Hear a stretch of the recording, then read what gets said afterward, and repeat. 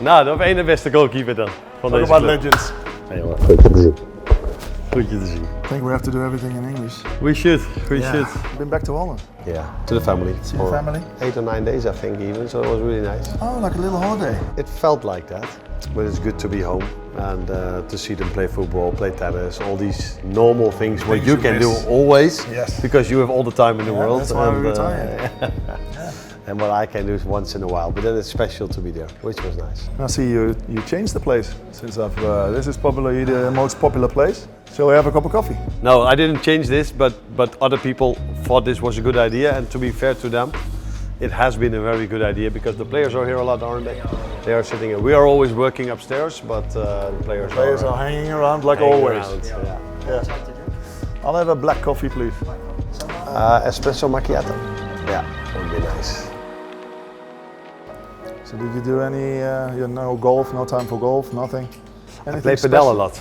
After this interview, I will go Oh, you play padel. and play. Yeah, but golf I don't do that much anymore. 18 holes takes you 4.5 hours normally, so you don't have time for that, no? If I played with you, it took me 5.5 hours because we had to Looking look for for the all the balls. balls. Yeah, that's true. Yeah, I haven't No, improved that is not since. true. I haven't improved since. Here I haven't played golf yet, and the last time I played golf, I cannot even remember, I would say. Oh, really? Okay. But I wasn't that good in it, to be fair, so I was okay, but And that's why I play with you. We're the same level, the two of more or us. less. Yeah. You still beat me though. So yeah, I've been retired for a long time. You're a coach now, but we played together. What was it? 2007, Sparta. Yeah. The player I was and the players we've played with, we were not used to getting such a big star in our dressing room. The one that played for Liverpool and then all of a sudden came to Sparta. So it was like, okay, he's coming over here. And we played some games together. Okay, we're probably not the best of our lives, but We had fun. But we stayed up, which was at that moment for Sparta was okay. People ask me, did you know already this guy is going to be a coach? And I really had that with Frank de Boer, Philip Cocu, Jaap Stam, all those players. They were already in the team, like acting like a coach. You were the guy that was doing the talking. You were doing the discussions with the coach. Yeah. And I was actually already then like, oh, perfect. I'm not a talker. They gave me the captaincy once when you were injured or not playing, but you were the one that really was the coach already then. Did you always have that? I think I knew when I was quite young already that I wanted to become a coach or a manager. My father was a coach at an amateur club, and when I became a bit older, I became the captain. And yeah, you know how it is. Managers always ask, although some managers always ask, what do you guys think about it? And everybody is quiet and they're all waiting for someone to step up and say something. I turned around. Yeah. And to be honest, it was mostly me then, because it also gave me the chance to express what I thought we could improve, hopefully as I remember it, in a positive way. And I always like to work with people and hopefully to help them, even the younger players in the team, to help them to become better or to play better. The good thing was, as a player, there was always my lack of speed that always set the boundaries. I couldn't go higher because I simply wasn't fast enough. So. And as a manager, being fast or slow doesn't influence your career. Maybe the speed of thinking helps you as a manager. And speed of thinking was one of my qualities, I would say, as a player as well. That's why I always thought maybe I can become better as a manager than as a player. And I had my ideas about how I thought football should be played. And I wanted to see if what I thought in my head would be. This AXA building is beautiful. And in the beginning when I was here, I was like, okay, my office is over there, and it takes you a while to get used to where you have to go. It's all mirrored as well, eh? This side of the building is all about first team. That side of the building is for the under-21s. And then you spend probably the whole day here. And then what? Are you settled in yet? Here everything was new, so it was new faces, new training ground, and you have to get a bit more used to that. And that takes you 1 or 2 weeks, and then you get to know all the people that work here, because a lot of people are working here in this building. Yeah. And then it's more about your private life. But you could argue, do I have a private life? That is, my family stayed in Holland, has stayed in Holland. That means that if I'm here, I'm actually 99% of my time is just working. Maybe after the whole day, occasional padel. Play a game of padel with my staff members. Yeah. So still Liverpool involved. Go home, eat, take the computer out, watch the training session back, prepare for the meeting in the weekend. So if there's a day off, it's always a bit like, I would have preferred to have a training session. The question is if you are becoming better like this, because you can also do too much. But for now it works for me. We play many games, family comes over once in a while, we have our international breaks. Yeah. And the good thing then is that your quality time with your children and with your wife, if you are together, increases. Nobody has to feel sorry for me, but it is a difference between, no, you shouldn't. If you are a Liverpool manager, you don't feel sorry for me at all. But private life is different, but still acceptable, and I can even say it's still good. So it's pretty much football, but is there any chance or any time you have, or you by yourself, you have something like, okay, now I'm going to do something else different than football? We have had 2 international breaks yet, and 1 to come. I can switch off really well during those breaks. I think I need it as well because I put so much effort during the weeks when we are playing that these 7 or 8 days I completely switch off. But then I also do different things. Could be going to a comedian. People here have no clue who he is, but Jochem Meijer, you probably know who he is. You should see John Bishop here. Oh yeah, he's a good comedian. Okay, yeah. It's going to be difficult. I need translation then maybe. That's true.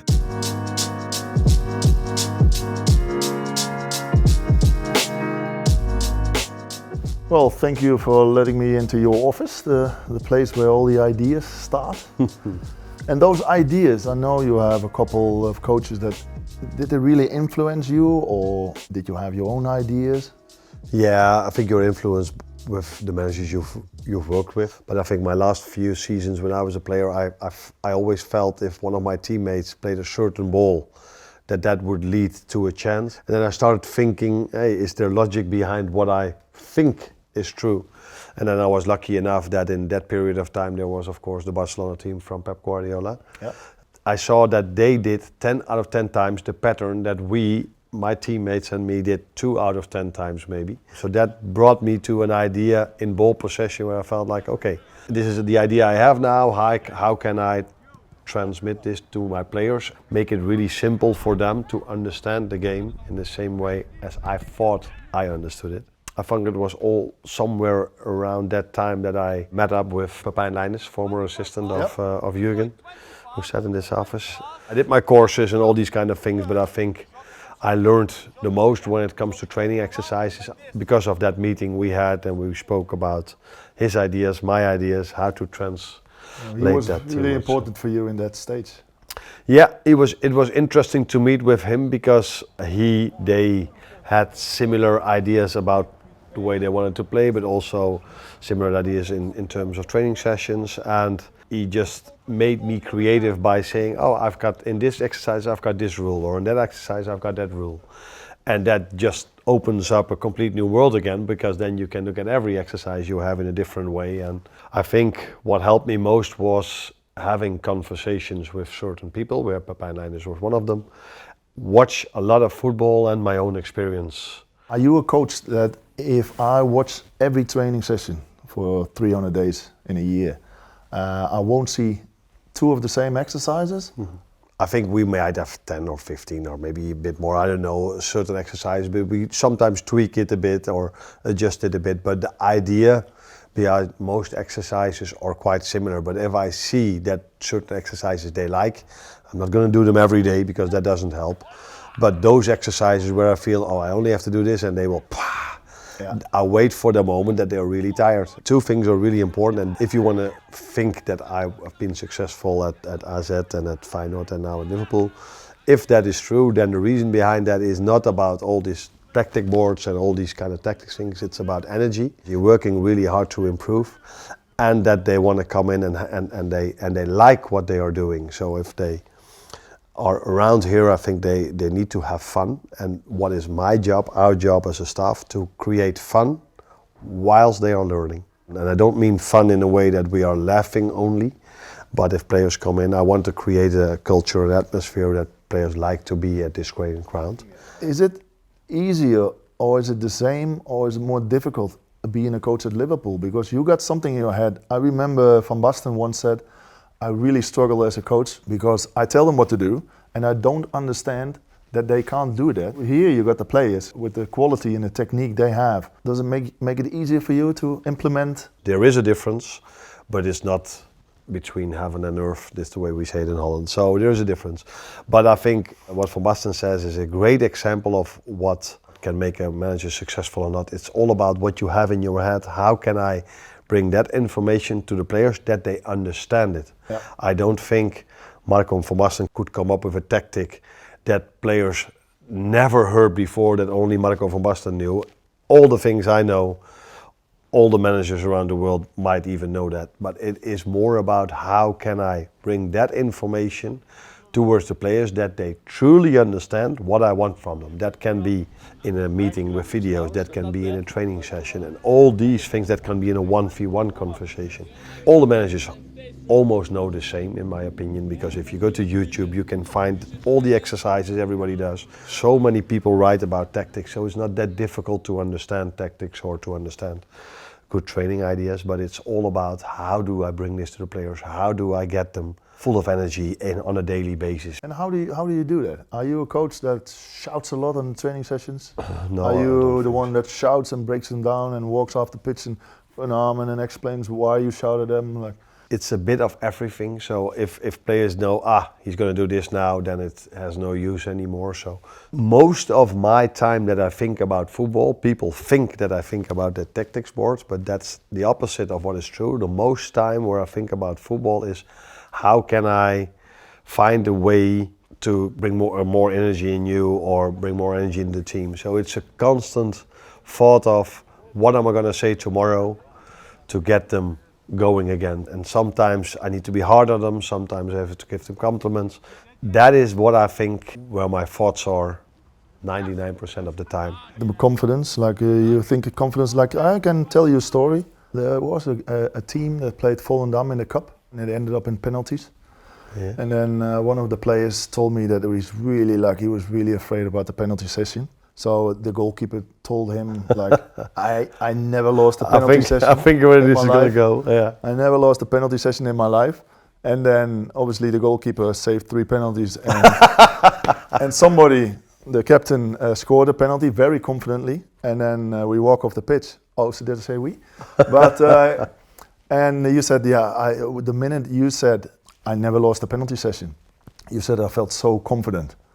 And I remember that. That's really one of the most important things about a footballer, that you need confidence. No, definitely. I lost almost every penalty shootout before I met you. So, but coming back to giving confidence to the players, that's also one of the things I think about. So, if we have a team meeting, I don't talk hours about the opponent. I just talk about ourselves, and that is indirectly, that also has to give them confidence. We are not sitting in the room talking 20 minutes about what Chelsea can do and all these things they can do. No. We are talking about where can we hurt them. That is much more of my time than where do we have to be afraid of. So it is all about giving players confidence, but if you give them confidence, confidence can grow to a certain point where we as Dutch know we can call it arrogance. So you have to find that balance between getting them confidence, but understanding what it takes to win every game. And I always thought, like, I rather have a player that has too much confidence than not enough confidence. If you read Jamie Carragher's autobiography, you can read it. Okay, I He haven't talks read about it a yet. goalkeeper. He says he talks about me, and he says he was a mediocre goalkeeper, which I understand.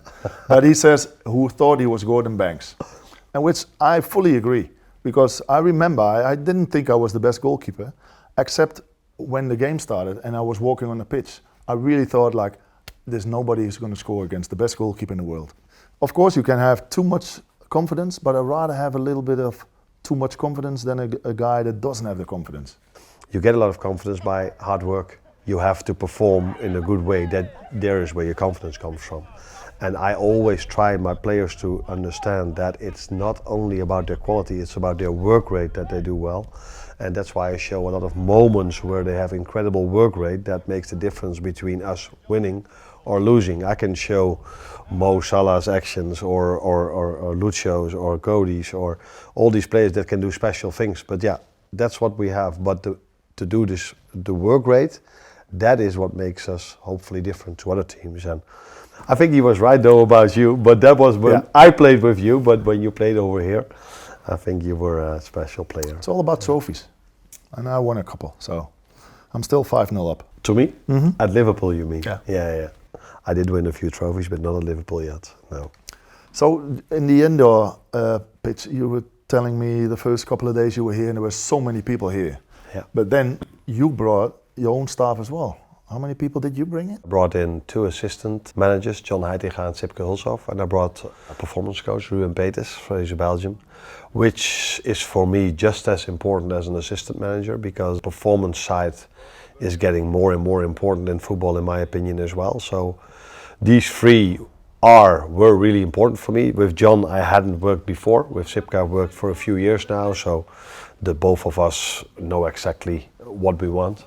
And John, we added into the staff, which was a real good idea. He's a very good person and a very good manager, a coach as well. So I just said very good person, and for me that's vital. If you come to a new club with so many staff members already working here, and there are 3 or 4 new ones coming in, you know how it works. They're all looking like, okay, let's see who they are.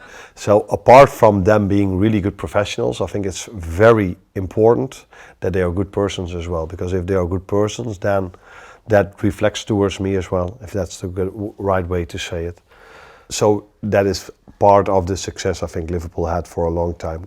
Great facilities, great people, great program. If you have the right people and a great program, but you don't have the right facilities, it doesn't work, and all these things have to be in order to compete with clubs who have probably the same. And did you know that John Heitinga played for Everton? Yes, I knew. Was there any doubt? To be fair, I did ask here around, would this be a problem? Would this lead to people saying, what is happening over here? And the reaction was that the only problem it could be was for himself, because of his legacy he had at Everton, because I don't think the Everton fans really like seeing him over here. But I don't know exactly. What I do know is that he's a young but very talented manager, works his off every day. That's what all my staff members that I brought with me do, and also the staff members we had. And that culture is also what's needed, because if players see that we are lazy and we don't work, that doesn't help them getting the best out of them. The press conference and the way you talk to the press, I know you and I know how you talk in the press, and I know how honest you are. You give a lot of information which a lot of journalists here around were surprised about, even how you talked about players and how direct you were. Yeah. I think I've always worked in this manner. I also did this at Feyenoord and also at my former clubs.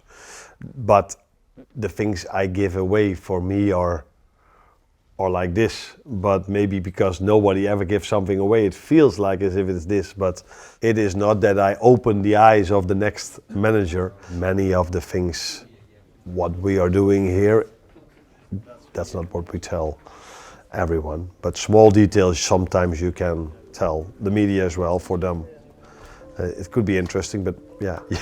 It's new for them. Yeah. Maybe it's new, yeah, it could be new. Well, I really want to thank you for your time. I know you're a busy guy. Thank you for showing us around in the AXA training center. I'll drop my golf and I'll start with my a little bit of a padel lessons to next time if I come around I'll bring my padel racket, and I wish you all the best for the season, and hopefully we'll quickly get to 5-5 at least. If that's what I'm hoping for as well. And I'm hoping you are better in padel than in golf if you want to join us. But can't get worse. Let that be said. I'm hoping five trophies for you. One good year. You only need one good year, Anna. Oh yeah, 5 in one season. That's special though.